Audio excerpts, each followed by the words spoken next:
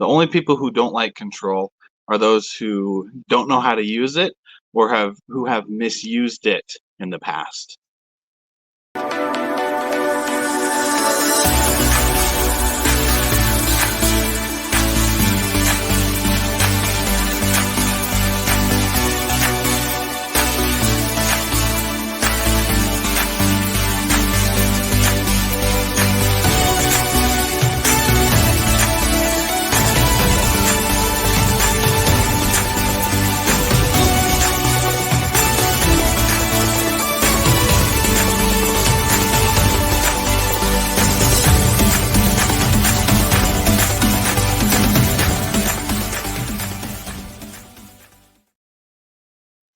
Hey, champions, welcome to another episode of Champion Reads, where we talk about best-selling books by best-selling authors. And today, as we jump into the last episode of Be Obsessed or Be Average by Grant Cardone and the principles that we talk about, I am joined today by Mr. John Kovac Jr., the global mastermind leader. We're going to talk today about control and how being a control freak isn't necessarily a bad thing. So let's jump right into it. I remember the first time this principle came up. It was when I was first in my self-development, personal growth journey. And this was one of the first books that I jumped to. And it was really interesting because when Grant talked about it, he was like, yeah, being a control freak isn't bad. I had to sit back and be like, I don't know if I agree with you, because control freaks are kind of freaks. Like they're the ones who micromanage. They're the ones who want control and just want everything to work exactly the way that they want. But Grant also takes that in a different way, where he puts it as if something bad were happening, would you want someone to have leadership over the situation, or do you want to have someone to have control over the situation? Like if you're driving a car and the tail starts to fishtail, do you want someone who is able to control the car and get back in the right situation? Or are you wanting someone who can be a leader in that situation and lead people to not to death, or however you want to say it? So like in that context of what he talked about, it was very interesting because everyone wants control over the things that happen in their life. They want things to work and they want things to work well. And as Grant talks about it, he talks about coming at it from the point of someone needs to be in control. It doesn't have to be me, but someone needs to be in control. And if someone's not in control, then I'm going to jump in and do it. So there's so many things, John, that we can talk about being in control. But initially, what are the thoughts that come to your mind? Yeah, well, going back to the needing to be a control freak, everything is perception. Like we can decide that something is negative or we can decide something is positive. We can do this for the most extremes, like swear words, or we can do you can choose to believe. Now, there is a societal belief system and a profanity-based explanation to a lot of stuff. But still, if you think about it, everything is perspective. If you are okay with certain perspectives and you're accepting and willing and open to certain perspectives, then you can change your mindset on these things. And now we have a societal belief that a control freak is someone who's annoying. They're micromanagers.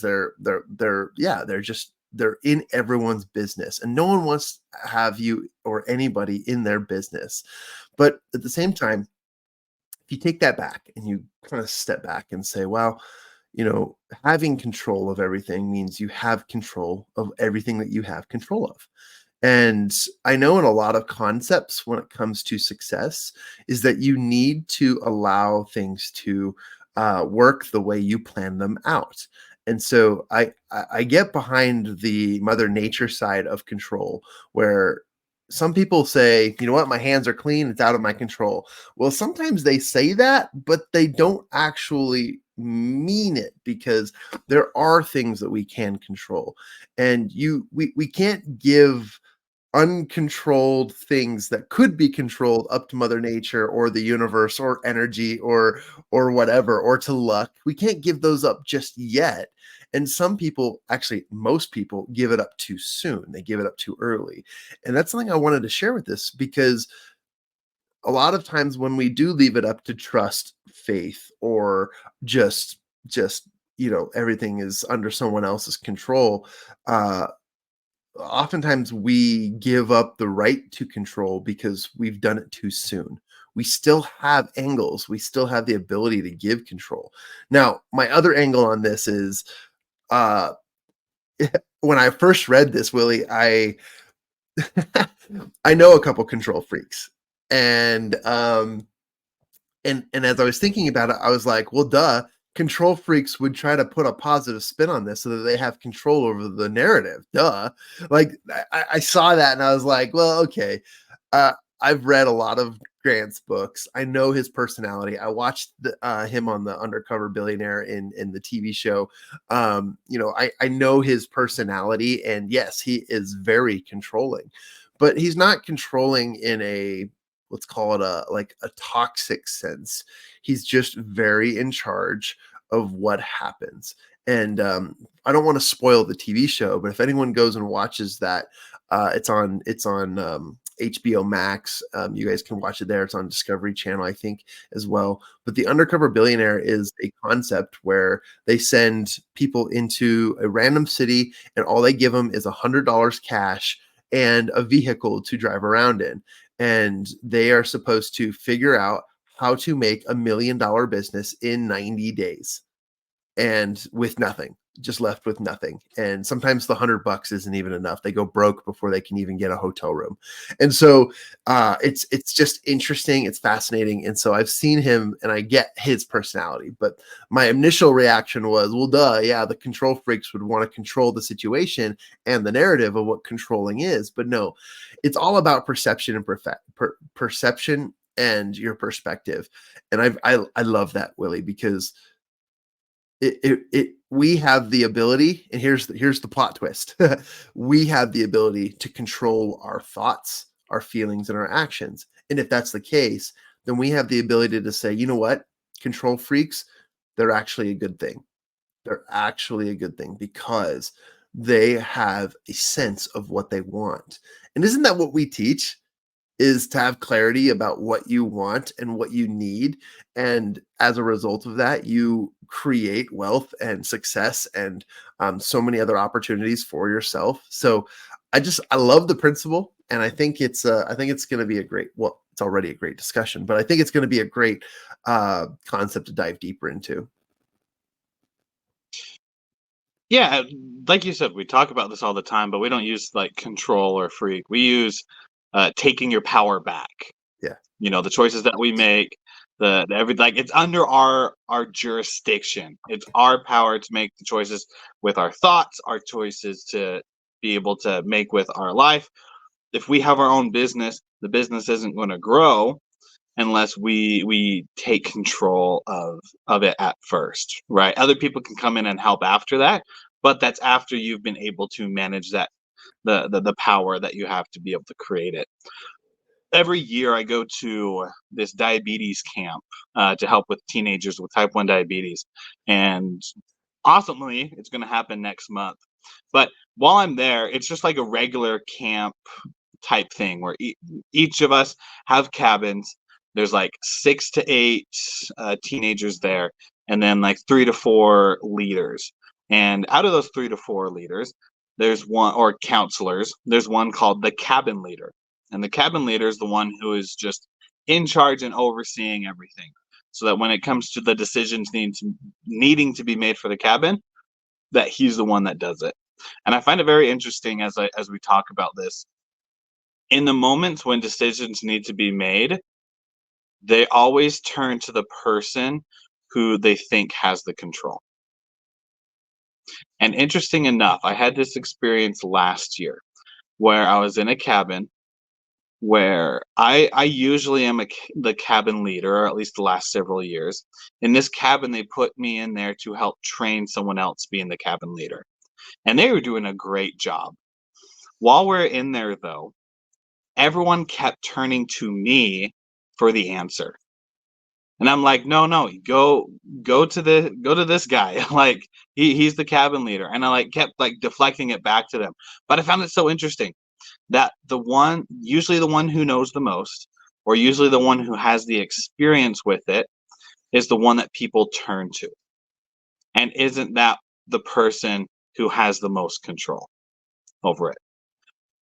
It's interesting that titles don't necessarily matter when it comes to business, camps, relationships. Like titles don't necessarily matter. It comes down to the power, the respect, and the control. I find it very interesting. Yeah, I want to jump in there and add to that because there's a reason why there's a business in marketing. Marketing is a multi-trillion dollar industry because it's all about turning an average Joe or Jane into a thought leader, right?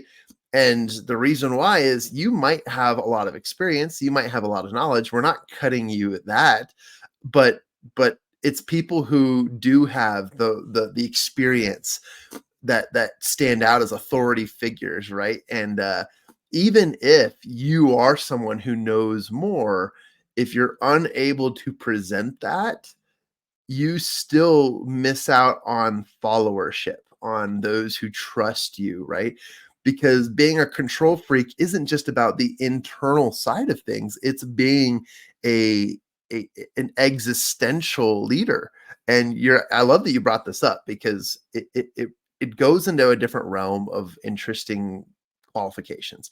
Controlling doesn't have to be a negative thing. Controlling can be something that has access to, and people know that you are the controller, right? The master controller of information, of decision making, of solutions.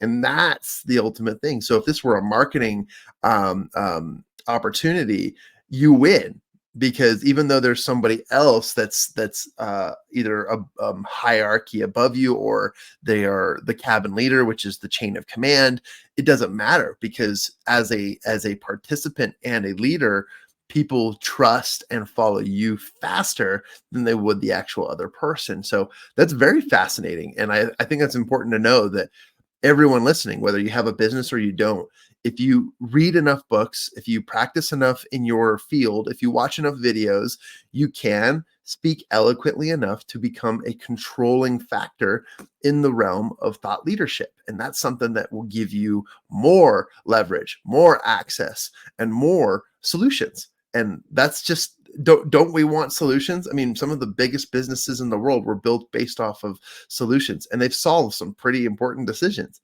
and some solutions. So there you go. I think that a lot of this has a lot to do with who people choose to trust, and how they give that control in the right areas. That was a great example, Willie. Yeah, thanks. It and man, you're spot on. It's like as a society, we have made control freak sound bad, but Right. really, it's like I was typing some of the synonyms this morning, um, just looking at it. Like one's jurisdiction, another is power. You have authority, command, leadership, mastery, rule, benchmark, standard. Like there are so many different words that go into what control actually is, that I think Grant played us well in the chapter heading of when he's just like, be a control freak, because everyone's just like, what the heck are you talking about? Who wants to be a control freak? Who wants to be the one that everyone thinks of as just like, you gotta stay away from that person? They just want to micromanage you. But when it comes down to it, I love Grant's quote that the only people who don't like control are those who don't have control, Yeah. or who misuse it in the past. And I think that's very true. People who don't have control, they're the one making the excuses. They're the ones that are using their reasons of why they can't attain what they want, because they give it to other people. Yeah. They don't know. They just aren't willing to take the action, and making excuses is so much more easier. And then misusing it in the past, I know many people, one being myself, who has misused control in the past of titles, of whatnot, saying, "I am the boss, you have to do what I said." That just tasted dirty coming out of my mouth. I got Like, chills. That was weird. yeah, never want to say that again. But misusing it in the past, like, you get a bad taste for that control, and if you don't know how to control, that's not called control. Yeah, by the time you get to this 13th chat or whatever chapter it is, by the time you get to this chapter, um, you understand Grant Cardone's personality and you understand his sort of mentality. So it makes sense when you read the book when he talks about it. But if you just flip open the book and look at the contents pages and read "Be a Control Freak," you're gonna freak out. No pun intended. And then you're also gonna wonder, like, should I be reading this book? Right? From an outsider's perspective, it's gonna look a little weird. But plot twist, I want to throw something at you. And Willie just brought it up. It's those who are not in control. Those people are technically, if you think about it, and this is no offense to the world, but there's a reason why there's only a small percentage of people who are successful, and why there is such a bad connotation towards the rich. And people are always debating whether we should tax the rich and feed the poor, right? This whole idea. And it's not about that. It's just that they have honed in on their skill sets. They have become controlling, and they've been able to find ways to keep systems and operations working so that money doesn't fly out the window and that they can maintain a tight ship. When you understand organizations and leadership, you understand what is necessary to go into a successful business. And so I bring this up because when it comes to controlling and thought leadership and so forth, there are people who have misused it in the past. And yes, they're still rich, and some of them are in jail. It's just there's such a dichotomy to this, but don't get confused, because the misuse of control can lead to mistrust, and there's nothing worse than mistrust. It's so hard to gain trust back from people once you've lost it. That is one of the hardest games you have to play. And you know what? You have to play it, because if you don't, then you start from fresh, and you will maintain a reputation, and that reputation will stay with you forever. You can't destroy that. You can't get away from that unless you completely uproot and move to a different country or whatever it might take. But at the same time, there's this negative term called the puppet master, right? Or the Wizard of Oz, the man behind the curtain, right? And some of the best controllers are those you don't even see. But then again, there are conspiracy theorists who figure it out, because not everyone is asleep at the wheel. Everyone has a brain, has the ability to wake up and smell the roses and say, wait a minute, life is not as it was, and life is not as it seems. Something is going wrong here. And so some people can see that controlling from behind the curtain can also be a negative. There's so much that are, I hate to say it, Willie, and I don't want to get political on this show, but I hate to say that, there are so many things that our governments do, that organizations do, that big box retail organizations are doing, that none of the employees know about. But at the same time, sometimes it's for protection, sometimes it's for ego, sometimes it's for their legalities, but we don't always know. But I just want to put this out there that, again, if you can flip the switch on control freak and see it as a positive, you can also flip the switch and see, master controllers, or those behind the those behind the curtain. I almost said iron curtain. Wow. Those behind the curtain are conducting in a way to keep a system and a steamroller rolling, right? And I think that's important for people to recognize. You can still flip it on its head. It's not all evil, okay? But people might feed you that narrative because you need to believe and you need to follow in what realm you need to do to have success. Don't get caught up in the craziness. Don't get caught up in all the other stuff, but just know that trust is the biggest thing. And if you've lost trust with an organization, well, that's a different story. But if we're not talking about that, we're talking about being in the controller seat. My recommendation is what is exactly what Grant proposed, and it's be controlling and be out and up front. Because if you're controlling behind the curtain and you're the master controller, you stir up a lot of question, and it's so much harder to control from behind than it is out in front. And guess what? Now controlling is leadership. Wow, we've come full circle. Controlling is about leading out in front. Don't put people in front of you to go first. You go first. That's what good leaders do. I don't know. I thought it was an interesting plot twist, and you brought it up because, man, there's some interesting things when it comes to the misuse of trust, and so many experiences and bad examples. But at the same time, there are so many good examples too. Yeah.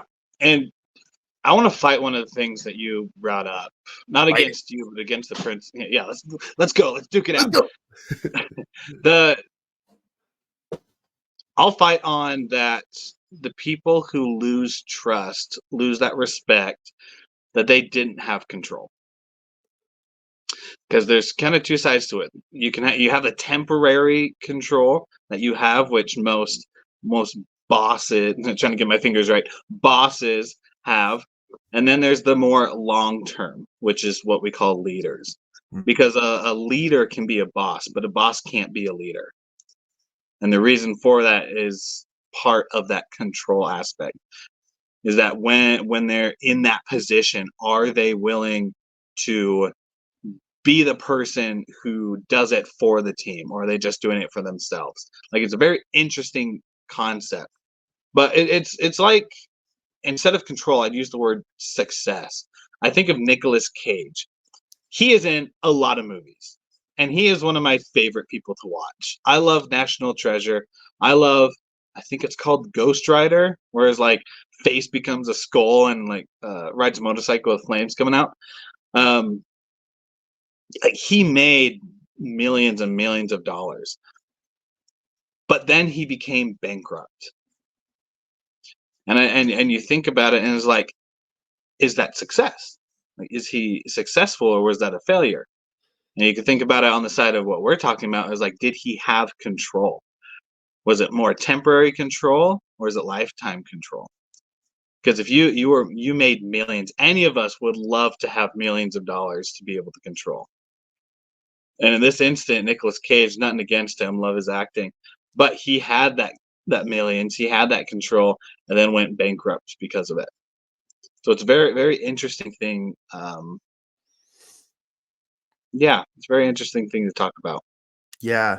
When it comes to that type of control, for everyone to understand and maybe relate to as well, is that you think about this. By now, you probably have a credit card connected to your bank account, and by now you have automated expenses. It seems like this time of our society and world, everything is connected to either a subscription model or a monthly payment system, aka mortgages, rent, bills. Sometimes people sign up for monthly pay taxes to reduce the cost. Monthly, people are paying things on a monthly basis or a regular recurring basis, right? And if you wake up at the end of the month and say, wow, there's more month than there is money in my account, you might be you might have fallen victim to being out of control. You have no control over what is coming in and what is going out of your bank account. Well, I take that back. You have control of what's coming in, but you may not have control of what's leaving your bank account. And so if you think of it in this terms, in order to get control, you need to have knowledge. You need to have a planner. You need to update that calendar and know exactly what is going in and what's going out. But that may also mean that you can say, you know what? We don't need Netflix. We can turn that off. So now you're in control of what's exiting your bank account. You might say, you know what, this food delivery service, I can make meals myself. I don't need to have a planner send all the ingredients to my doorstep, so it's easier for me. And then all of a sudden you're in control. Now canceling is not in control, but knowing, having knowledge and understanding and clarity and being able to anticipate things, that is being in control. So controlling isn't just having your finger on the button ready to push it, but control is a factor of understanding, knowledge, and experience. Because once you have that clarity in your life, you don't necessarily have to gain control by shutting everything down and completely rearranging the entire wardrobe, right? Instead, what control is about, it's being able to take what you know and make the best out of it. And I like what you said, Willie, because for me, it is a bit of a plot twist. It is something that I guess people don't see in a regular perspective, but uh, it's important for us to realize that if you're not in control, you might be being controlled. And if you're out of control, let's think about the semantics of these words, right? If you're out of control, mayday, mayday, you're going down, right? If you're in control, then everything is good. If you have no control, then you lack the ability to create a solution or an outcome. And so the semantics of all those mean that control is important.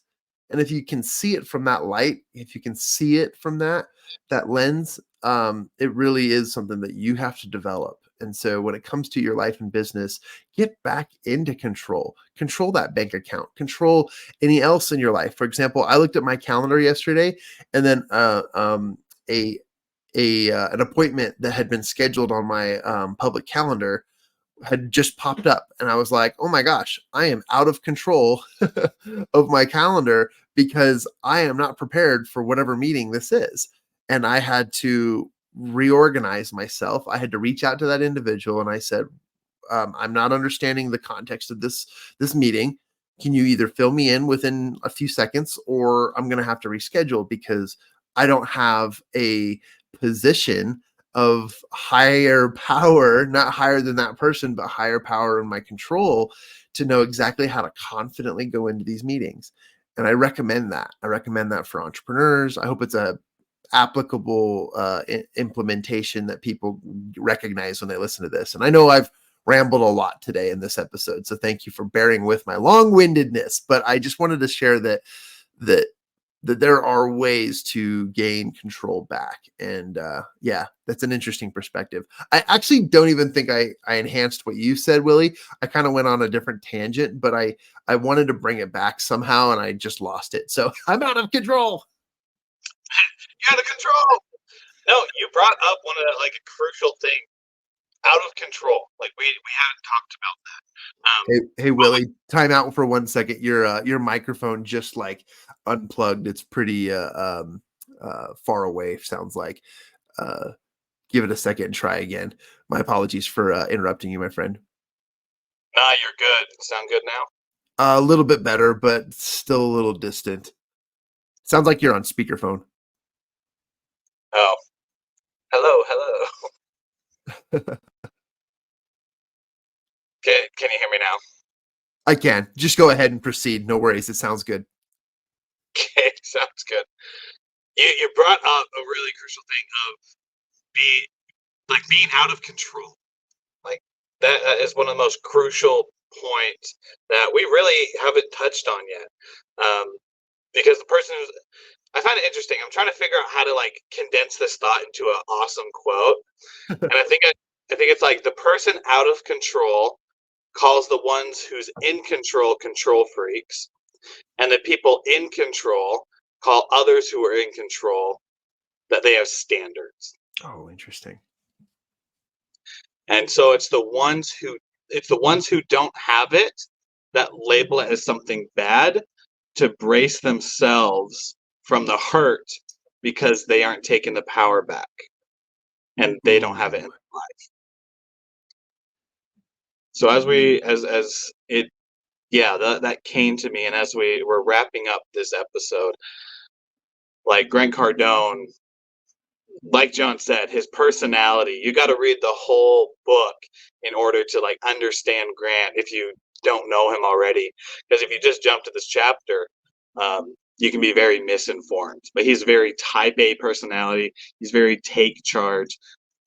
Back when like and he did it back in his late 20s when his father passed away, and he just knew that he had to take control of his life. Started doing sales even though he hated it. Started being like the sales king and just continued to grow, building his 10x business into 10x conferences and everything in between. So you always take things with a grain of salt. Um, and I think that as we talk about this, I just say as my final thought, and then I'll turn it over to John, is take perspective, evaluate yourself and where you're at. Because, like I said, I've been in moments where I felt I wasn't in control, and other people have been seen as control freaks. But in those other moments where I look at those exact same people, I see standards.